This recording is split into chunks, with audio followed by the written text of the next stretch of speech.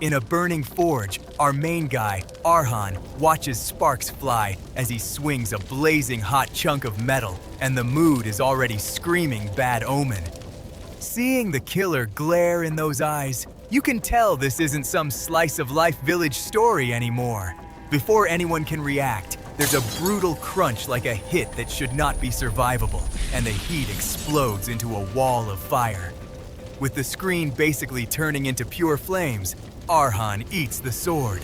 Flashing back, Arhan remembers his father drilling him with the House Caravan legend and the duty that comes with it. Along with that, he's told their family used to be famous knights, loved by the king and praised by everyone. The lesson keeps going, with his dad pushing him to reclaim their honor and stand as the righteous guardian again. Kneeling in the sunlight, his father hypes up this blood of steel stuff like it's a family superpower. Years gone by since then, and the village sits peaceful under a golden sky. Out in the wheat fields, though, Arhan slices crops while admitting he used to believe those heroic tales, but now he thinks they were make-believe. In his head, Arhan calls it the usual low-ranked noble cope, dressing up the past to feel important. Still, while everyone works the farm together, he's basically living the humble life with the villagers and brushing through wheat like it's normal.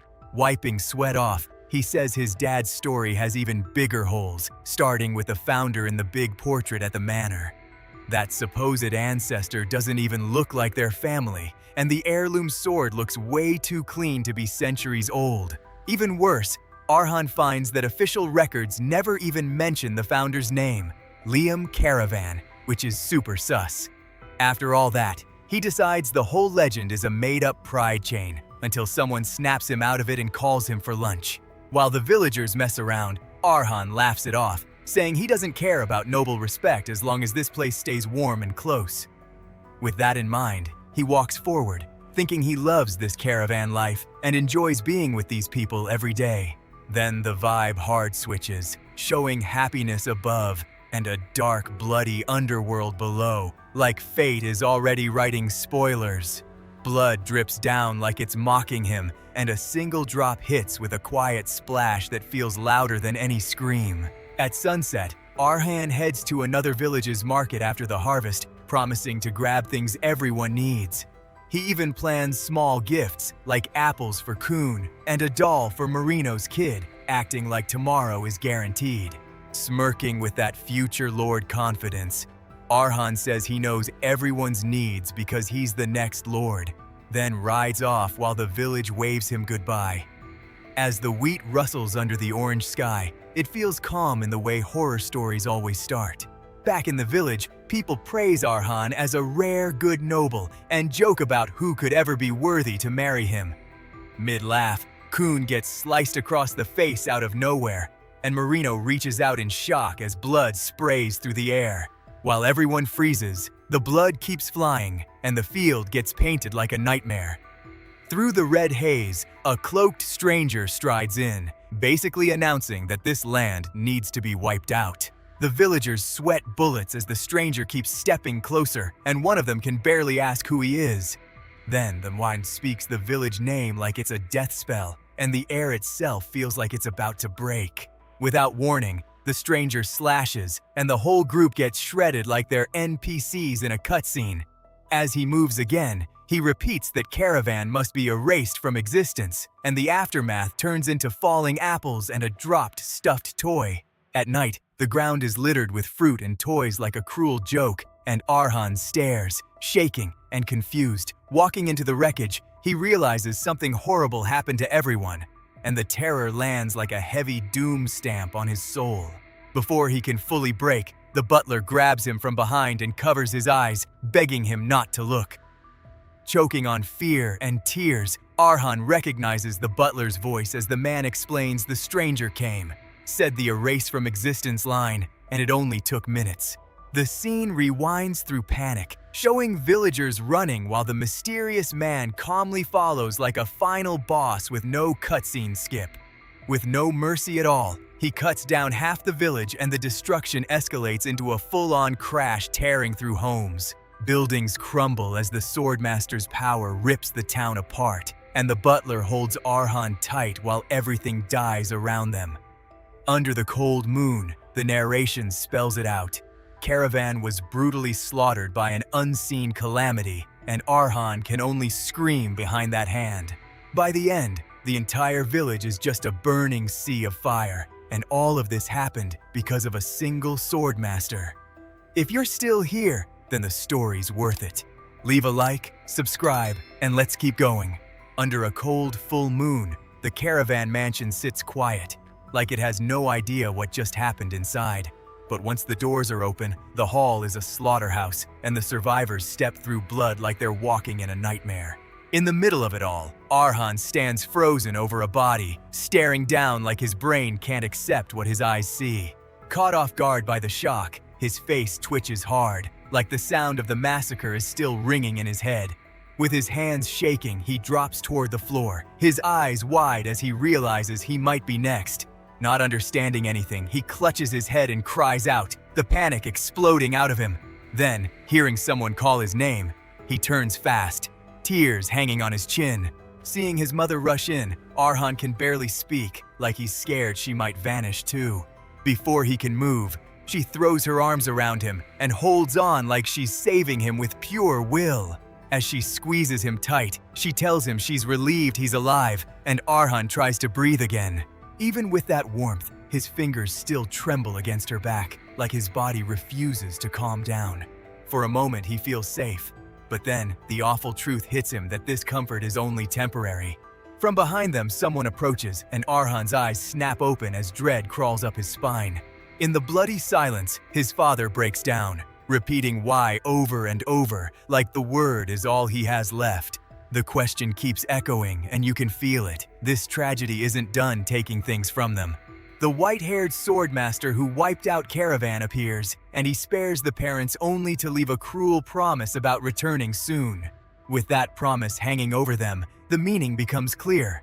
Mercy is just another kind of threat.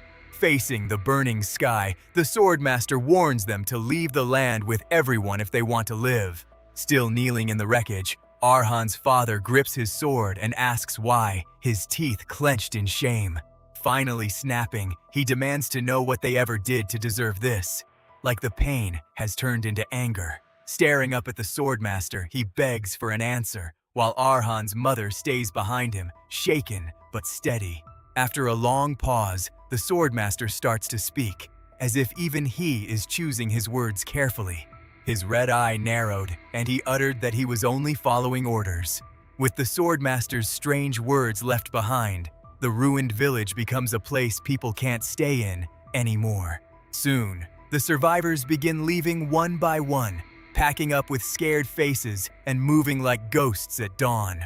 But for Arhan's family, running isn't an option, and heavy footsteps approach inside the mansion like judgment. Back in the study, Arhan's father slams his head against the wall, ranting about duty and honor as if that can undo the dead. Even while collapsing in guilt, he swears he won't surrender, clinging to pride as his last shield. Later in the forest, Arhan's mother calls his name softly, her smile gentle like she's already decided something. With the night wind around them, she says she prepared a carriage and wants Arhan to leave far away with the butler.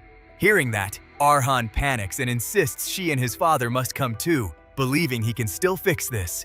Calmly, she explains his father will never abandon Caravan, choosing to face the enemy as Lord until the end. Then she adds she will stay beside her husband as his wife, even if it means dying here. As Arhan begs and shakes, his mother makes him promise to live on, never take up the sword, and forget revenge. She repeats the warning that the world's stories about Swordmasters are lies, and that chasing payback will only destroy him. With Arhan crying in front of her, she presses the same vow again, pushing him toward a future without blood. Gently wiping his tears, she tells him to live only for himself. Just then, the butler calls out that the carriage is ready, and Arhan gasps like the moment is running out.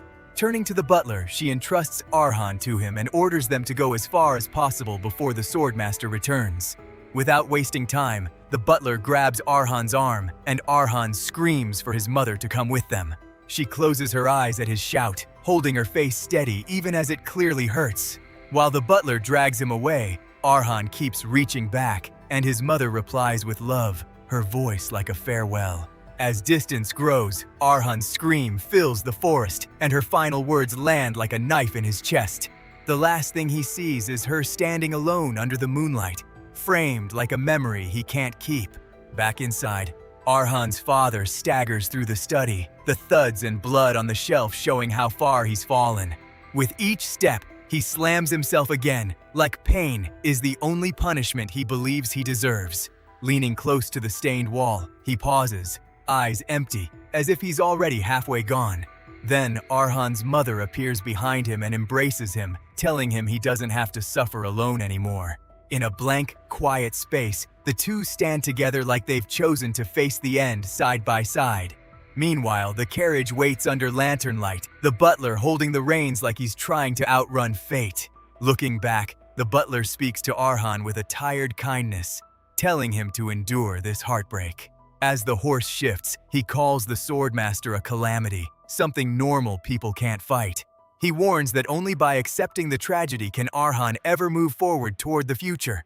With heavy eyes, he says he believes Lord and Lady Caravan would want that for Arhan more than anything. As the carriage starts to move, the butler wishes Arhan well, but then notices Arhan suddenly isn't there. Arhan bolts into the woods, refusing to leave his parents behind, and the decision burns in his eyes. Running through the dark, he tells himself he can't abandon them, like courage can change what already happened. With leaves whipping past, he keeps sprinting, forcing his body to match the loud promise in his head. He declares he will not run, even while his small figure tears down the path toward the mansion. As he moves, he remembers the rumor that swordmasters are godlike, yet still believes a heart can be pierced like anyone else. Thinking of the poison he gathered for a whole month, he convinces himself that one arrow could end the nightmare. Closing in on the mansion under a red sky, he tells himself he can still save his mother and father. But when he arrives, his face goes blank with horror, and his eyes lock on something he never wanted to see. With blood drifting in the air, his expression breaks, and the hope inside him starts to shatter. Even before he speaks, the scene already answers him, and it feels like the world just stopped caring. Outside the mansion, the Swordmaster stands over Arhan's mother's body and calls Arhan's choice foolish. Turning slightly, the Swordmaster tells Arhan he chose death, like this was always the only result. With that red stare, it's made clear that even mercy was never mercy at all. Arhan can only choke out a broken refusal, his mouth open but his voice failing. Looking down at his mother's still face, he whispers for his parents, trying to wake them with words. His mother doesn't move, and the truth starts forming in his mind even as he begs it not to. Driven by rage, Arhan screams that he will kill the Swordmaster and fires, but the blade flashes faster than thought. In one clean slash, his attack is shut down, and the gap between them feels like the gap between humans and monsters. The wide scene shows it all. Arhan standing with his weapon, his mother on the ground, and the Swordmaster untouched. His crossbow clatters away, useless now, like his last plan just died in the dirt. Dropping to his knees near the body, he stares up as the Swordmaster walks closer without any hurry. Arhan coughs and trembles, clutching his chest as fear and grief crush him at the same time. The Swordmaster notes Arhan isn't even 18 yet, speaking like he's judging a weak animal. He says Arhan should be grateful to live, then tells him he won't kill him, choosing a slower kind of suffering instead. With cold certainty, he declares the caravan must be erased and warns that if the bloodline continues, he'll return. As he finishes, the Swordmaster's eyes linger, making the threat feel like a curse placed on Arhan's entire life. When the Swordmaster leaves, Arhan crawls and drags himself toward his mother, hearing that the caravan line will fade into history. Helpless and shaking, he claws at the ground like he's trying to dig his way out of despair. Leaning over his mother, he feels his soul rot from the inside, because there's nothing left to save. Holding her limp body, he cries out, the sound coming from a place that will never heal. From the carriage far away, the butler hears the scream, and Arhan admits that day he lost everything. Then a strange, rushing light appears, and Arhan realizes he might have been wrong about how the story ends. In a bright room, Arhan stands stunned under a beam of light like he's been pulled into something beyond reason. A blue, swirling voice tells him to stand with dignity, calling him Arhan Caravan as if it knows his whole fate.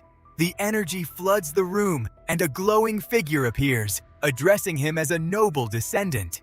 As the light keeps roaring, Liam's presence feels real, like a legend stepping out of history to meet him.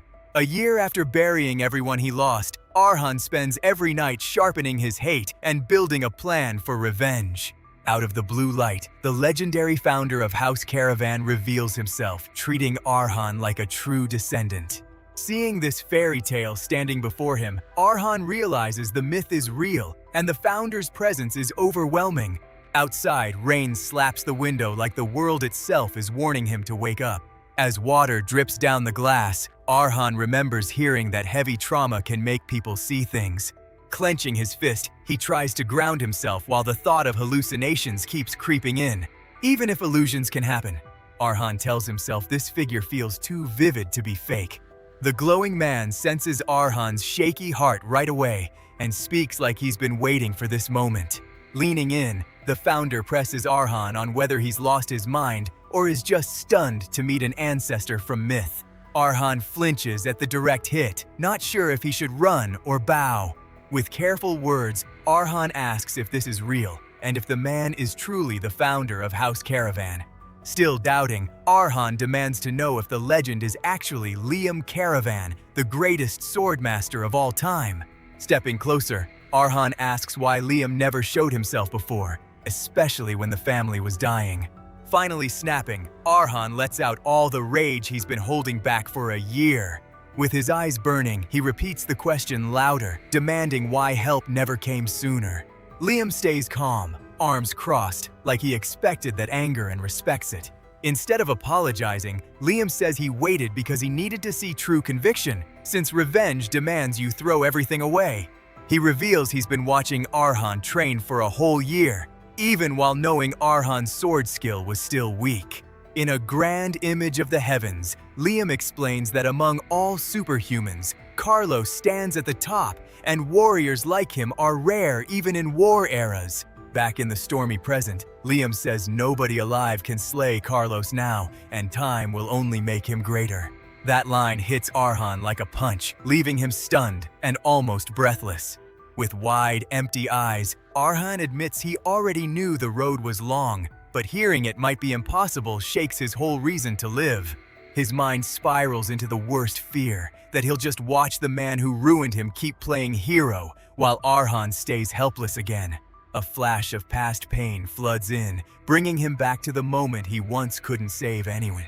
Cutting through that despair, Liam declares everything changes now because he will help Arhan become even stronger than Carlos. With cold promise in his eyes, Liam says Arhan will one day strike down the murderer with a blade meant for judgment. As a sword gleams in the light, Liam says only an heir of Caravan can walk this path. Liam reveals the Caravan blood is tied to dwarves, calling it the blood of steel. Then he drops the wild condition. To gain the power, Arhan must devour Liam's sword. In the forge room, weapons line the walls as heat and sparks crackle like a warning. A heated blade glows in the firelight, making the idea sound even more insane.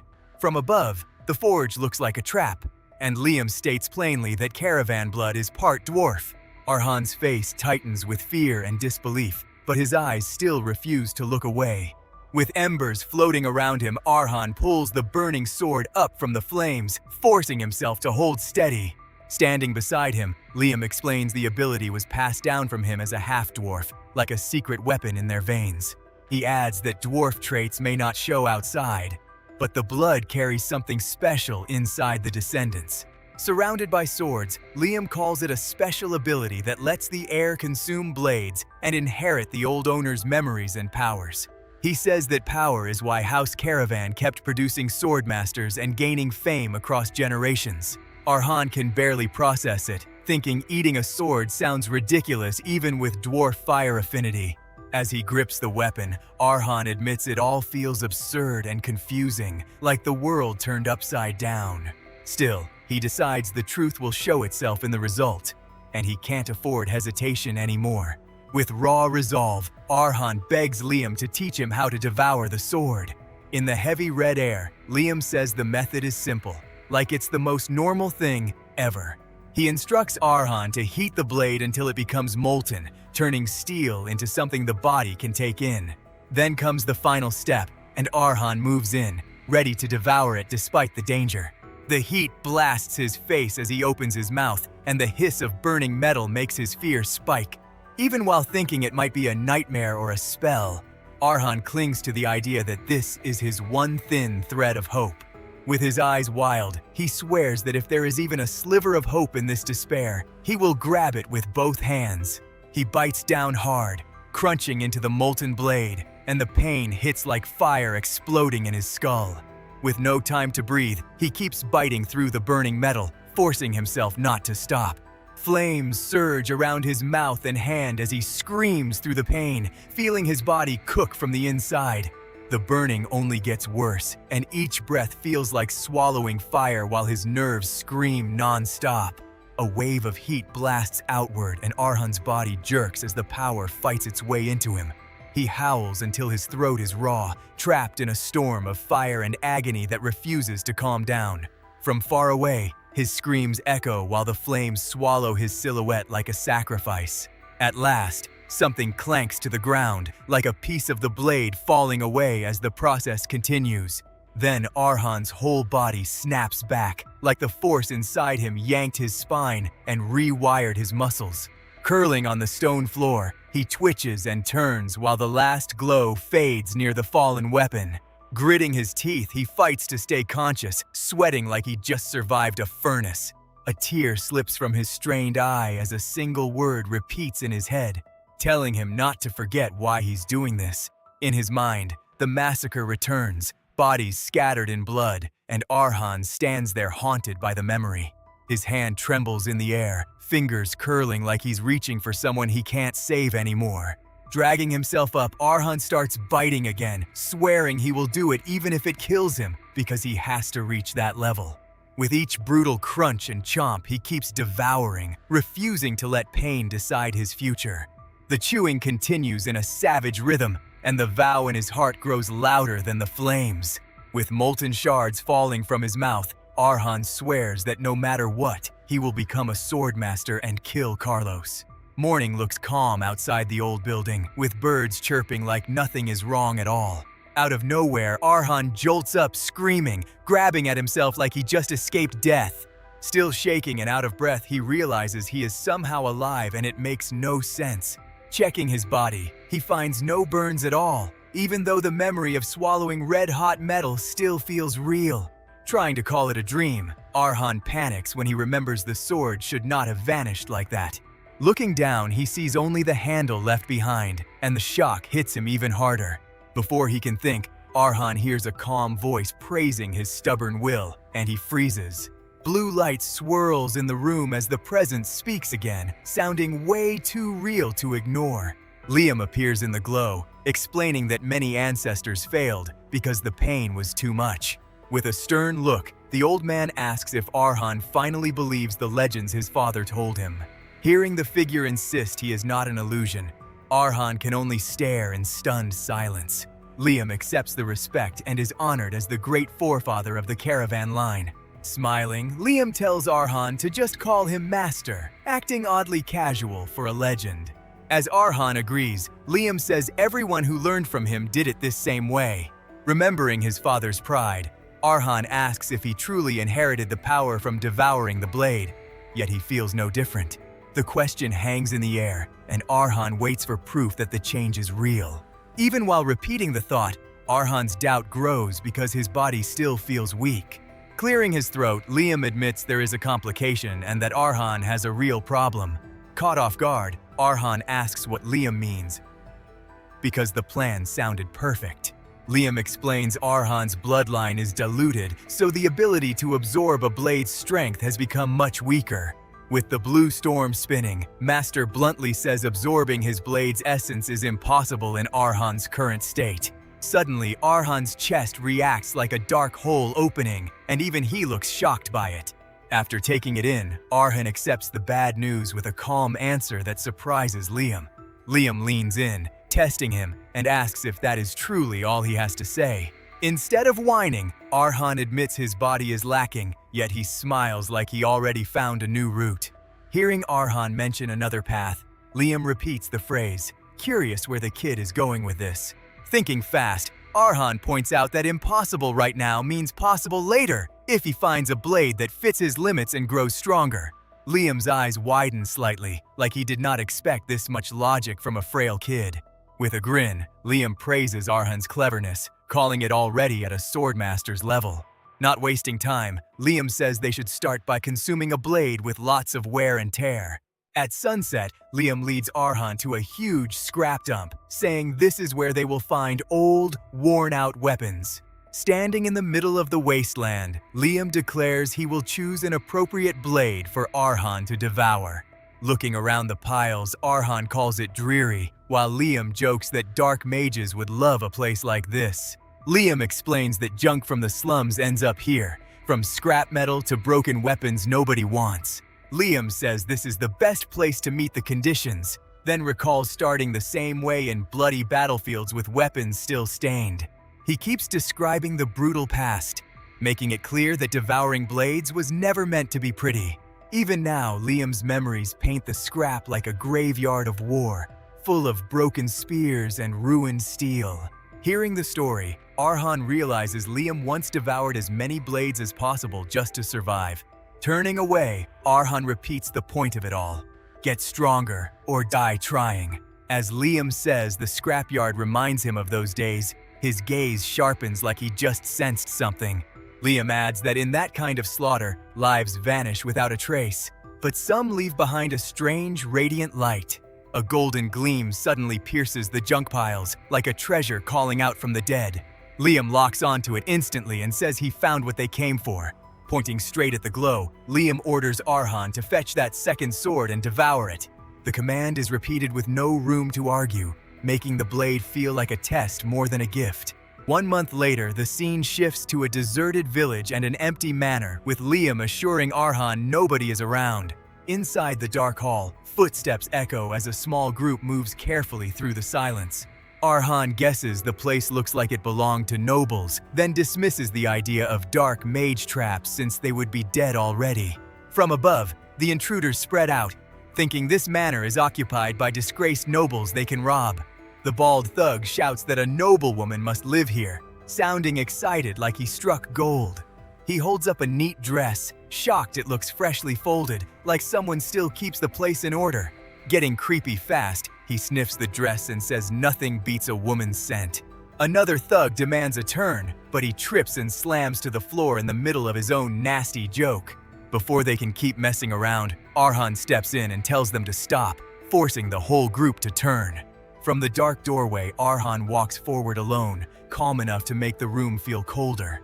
As they whisper about who Arhan is, the bald thug gets mad because the so-called noblewoman is just a boy. Keeping his tone even, Arhan offers to be a host, but his eyes stay sharp like he already judged them. The bald thug calls it nonsense and steps forward, refusing to play along with Arhan's polite act. With a hateful glare, he threatens to make Arhan regret acting cocky. Stomping closer with his weapon ready, the thug mocks Arhan for not staying hidden like a rat. Arhan narrows his eyes, and the calm on his face turns into a cold decision. The bald thug raises his fist to crush him, roaring as he swings down with full force. Arhan's eyes flash with pure focus, like his body already knows what to do. In the next instant, a fiery predator-like gaze ignites, hinting that something inside him just woke up. Caught off guard, the thug is cut mid-attack. The strike so fast it looks like a blur ripping through him. Blood sprays across the air as the blow lands clean, ending the fight before it even starts. Choking on blood, the thug realizes too late these are not helpless travelers asking for shelter. With blood splattered across his face, Arhan finishes the truth for them. They walked in on outlaws who bite back. The furnace roars in the forge, and Arhan stands with his master staring into the flames like this is some kind of ritual. Caught off guard, Arhan wonders if the next blade he has to absorb is even a real sword, since it looks more like a thin needle. With a calm tone, his master explains it will snap if Arhan tries to chop with it, because it was never meant to cut or smash. Instead, The weapon exists for one job only, to pierce an enemy's vital spot in a life or death moment. To make it clear, the lesson flashes to a stabbing scene, and Arhan finally gets that this blade is built only for piercing. Seeing Arhan's doubts, the master says it makes sense to think a spear fits that job. But Arhan's weak body needs the memories inside the blade more than raw strength. Then Liam reveals the blade's previous owner was a small woman who killed over 200 enemies before she died. A shadowy image of that woman holding the thin sword appears, and Liam tells Arhan to respect it and devour it with gratitude. With a heavy step, Arhan moves in and pushes the needle-like blade toward the fire, as the master warns that what's inside is far more serious than it looks. As sparks and heat rise, the master says Arhan will learn a lot by inheriting the memories of that woman.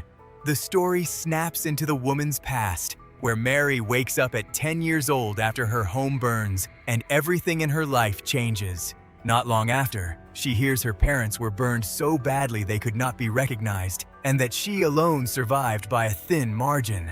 Back in a small bed with adults watching her, Mary quietly wishes she had died too, and after losing everything, she is sent off to a run-down orphanage. There, she learns the place worships a goddess of fire as a savior, which traps her inside the same trauma she hates. Staring ahead with empty eyes, Mary admits she still feels stuck in those flames, even as the orphanage life looks peaceful on the surface and brutal underneath.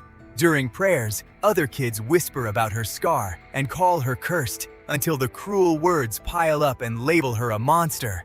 With the hate closing in, Mary decides she wants to end everything, praying daily for death to take her and for the shame and pain to stop. On that fateful night under the moon, she swings a sword trying to find a way to survive, and she remembers her teacher was Hegel. Even though she would normally fear approaching such a stern man, desperation pushes her forward anyway. In the dark forest, she walks up to the swordsman and asks how she can become like him, begging to be taught. Hearing her plea, Hegel just stares in silence, weighing what kind of trouble this broken kid might bring. Then he tells her swordsmanship is not that useful in normal life, and for a girl like her, it will only lead to her getting hurt. Even when he tries to send her away, Mary wipes at her face and insists that if she can fight, she can live in a world she does not have to fear. Clenching her resolve, she keeps standing her ground, basically daring him to deny her the one thing she believes can save her. A weapon barrel clunks nearby, and Hegel tells her to pick one, saying he will teach her only if she can swing any of them. Mary stares at the choices, then asks if she really has to swing it, and Hegel shoots back that a sword is pointless if you refuse to use it. With a quick reach, she grabs the thinnest blade she can manage, saying all she needs is the power to fight. Without warning, she thrusts straight at Hegel's throat, and he watches the point stop dead center like he is testing her soul. Mary decides anything is fine and commits fully, and the memory slams to a bloody present where Arhan has just cut down attackers and gets called an outlaw. A big thug staggers as blood bursts out, then crashes to the floor while Arhan stands behind him in a cold, unreal silence. Everyone freezes, and the other men panic as they try to understand how a kid could drop someone that fast. With blood still splashing, Arhan shuts down any deal on the spot, and the scene shifts as Liam's spirit hovers nearby, watching like a judge. Liam explains that for a whole month he taught Arhan only one thing, training his body to run for hours without getting tired. He adds that he taught Arhan nothing about sword skills, so that perfect stab means the boy's body is truly absorbing the sword itself. Liam narrows his gaze as the shot cuts to Arhan's tight grip on the handle, like the sword is becoming part of his bones. He tells the noble descendant to show him his first step as the heir of House Caravan. With the blade centered like a vow, Arhan stands ready, proving the inheritance has started for real. Right after the clash, the intruder chokes on blood while the stab landed perfectly between the ribs and even hit a lung. Looking down at the fallen man, he admits his sword skills should not be this sharp and realizes the real reason is the memories left behind by Mary. As that strange power settles in, time jumps forward and we see Hegel training Mary out in the woods, shaping her into someone who can survive. While she practices, Hegel taught real combat, even if it was not fancy textbook swordplay but his own wandering style. With snow drifting around them, those lessons feel personal, and Mary quietly thinks Hegel's fearless swordwork is the most beautiful thing to her. Seeing her thrust with confidence, she starts to smile, because that bold style makes her want to follow the sword even more. Hegel's face fills the scene as she admits she fell in love with his way of the sword, and then years pass into a quiet sick room. As Hegel grows weak, he grabs her hand and tells her that when the time comes, she must leave this place and go out into the wide world. Tearing up, Mary listens as he says he is grateful she was with him at the end, calling her his dear Mary like a final blessing. Later, she thanks him and prays for his peace, then decides to honor his last wish by leaving the orphanage behind. Out on the road, she becomes known as a mercenary after fights pile up, and her thin, needle-like sword plus her being a young woman makes her stand out. As her hand grips that weapon, her title is finally revealed, and she is known everywhere as the Needle Maiden. Back in the present, Arhan senses something called absorption happening, and he hears Mary's memories speaking inside his mind. The wounded intruder begs for mercy, but Arhan steadies his grip and prepares to finish what he started. Not giving the man time to crawl away, Arhan drives the blade down, and blood runs along the weapon as the body jerks. Remembering Hegel's rule to confirm the kill, Arhan pulls the blade back and stares at what he has done for the first time. Strangely, he feels nothing at all, like killing is already normal to him, and all he can focus on is what stands in front of him right now. Putting it together, he knows he only landed that perfect strike because the enemy underestimated him, yet the rest will be careful, since they still have the numbers. When he notices they are not rushing him together, Mary's memory answers the question for him and explains they are afraid. A calm voice points out his movement was not beginner level, and the terrified bandits start shaking and arguing because fear is wrecking their judgment. As the panic grows, Arhan understands this kind of fear kills hope, and he decides they must see him as a skilled, deadly assassin. Accepting it, he reacts instantly when something darts across the floor, reading it as the moment to turn the fight around. With no hesitation, Arhan bursts forward at high speed, and in his head he tells himself this is the time to strike. One thug screams for him not to come closer, while another charges in with a raised weapon, trying to kill before Arhan closes the gap. The attack swings down in a wide arc, but Arhan slips away cleanly and looks back with cold focus. Before the attacker can reset, Arhan's needle blade flashes and blood sprays as the man gets cut down in one brutal hit. As blood splatters his face, Arhan recalls Hegel's teaching again, and the fight turns into a blur where he keeps moving instead of trading strength. Even while surrounded, he stays light on his feet, using quick steps and angles to avoid being grabbed or boxed in. Each rush from the enemies fails, because he never meets them head-on and keeps slipping past their reach. In just the first two moves, another opponent gets stabbed and goes down screaming, showing how fast this new style can end people. Out in the rainy night, Mary's words echo about mastering what you already have, and a charging enemy throws a heavy swing that would crush a normal fighter. Mary explains she is naturally flexible like a dancer, and that lets her fight from weird positions without losing balance or control. Because she can attack from any angle, she flips and twists through the air, turning defense into a sudden counter from below.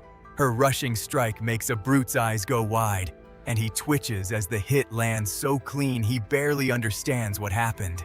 Back in the present, Arhan stands over a fallen body with his needle sword still dripping, while another man curses and his blade shakes in his hand.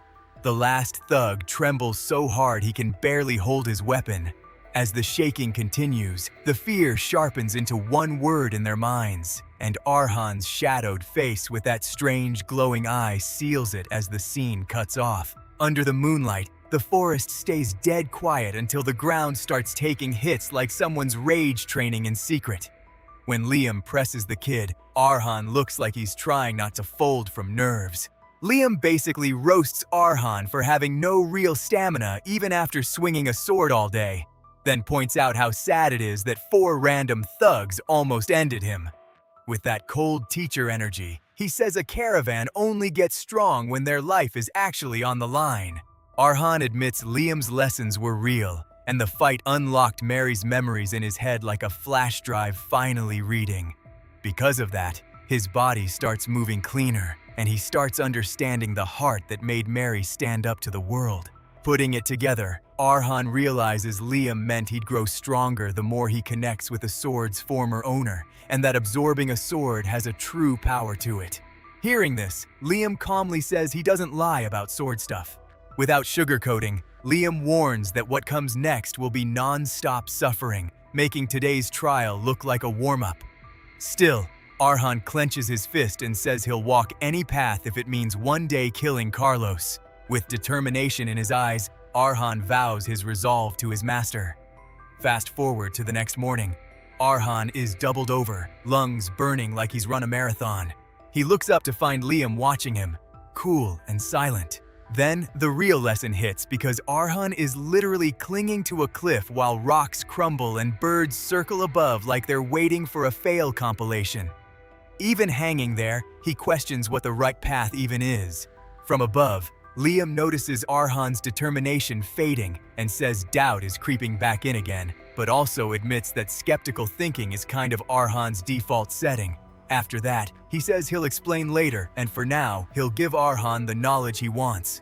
Liam breaks down the 5 stages of swordsman, starting from sword novice and the talented ones reaching sword walker. From there, it goes to sword runners and then sword experts, the ones who can flip a battlefield by themselves. Finally, he says there are monsters among monsters who get treated like gods, the ones above all other swordsmen. And that's the Swordmasters who awakened the heart of the sword. With that hanging question, Liam asks Arhan which stage he thinks he's at right now. Arhan guesses Liam wants some hype answer, but he admits he knows he's weak, since Swordmasters need mana control and a second heart to store it, the mana heart. Since he hasn't awakened that, he figures he's not even a real novice, and Liam low-key respects the self-awareness. Liam straight up confirms Arhan is a greenhorn who barely took the first step and says this brutal training is meant to push him into novice level. When he explains it's to form a mana heart, Arhan reacts like he just got hit with a pop quiz.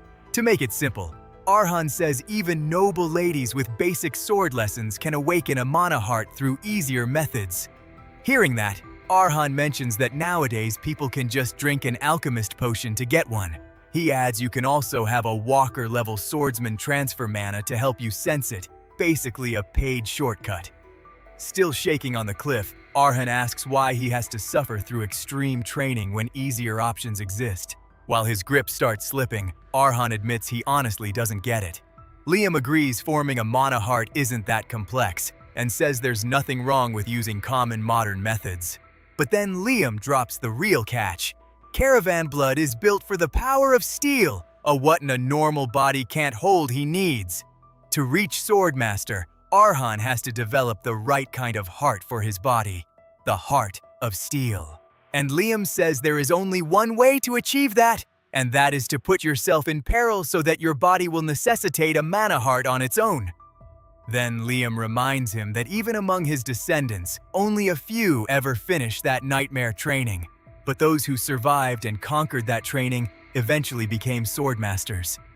As the story of past survivors sinks in, Arhan's fingers almost peel off the cliff, but he reaches harder and answers that he wants it more than ever.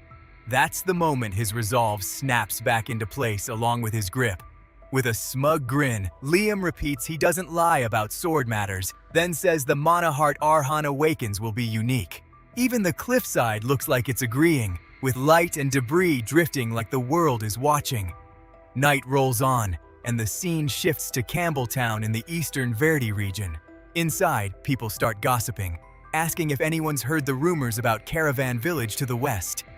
In the tavern, someone brings up that deserted place and says a rumor is spreading that something mysterious lies there. Another guy says whatever it is, it's dangerous, because everyone who went there basically vanished. More rumors pile on, like monsters wiping out the village or a dark mage doing experiments, but the warning stays the same. Don't step foot there if you value breathing. At one table, a hooded man listens in silence, like he's buffering a bad decision. As someone mutters that the village is where death waits, the hooded man's cup hits the table with a sharp clack. Then he starts coughing hard, blood staining his cloth like his body is already paying the price. He went still, hand clutching the stained cloth as he reclaimed his composure. To anyone else, the village was a graveyard. To him, it sounded perfect. It was the reaction of a man who had long since stopped fearing the end.